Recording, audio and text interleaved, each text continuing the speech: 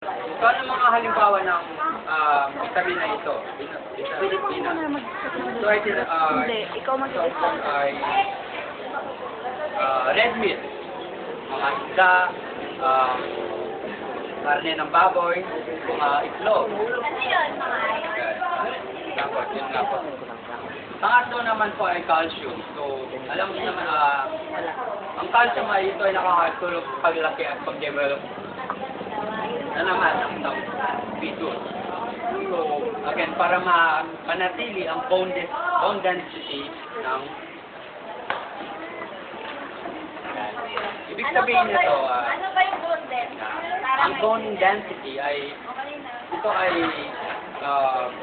habang lumalaki ang isang bata, ang buto ng ina ay namamanatili nito upang yung pagbuo nga ng mata may structure. Nabigay ito. So, ito yung nakakatulong sa calcium. So, yeah. Next one. Zinc. Teka lang, nasabi ko na So, pang-apat ay zinc. Ito ay importante sa pag-develop ng at proper proseso ng katawan ng bata, ng baby.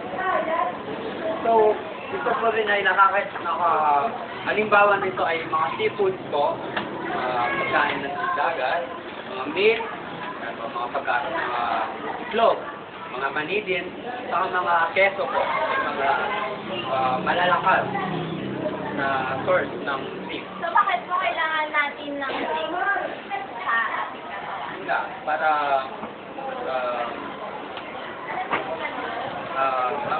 importante sa pag-develop ng katawan ng isang bata o isang sanggol na nasa sinagunan ng isang ina. So, ang panglima ay tinatawag na vitamin D. Vitamin D po.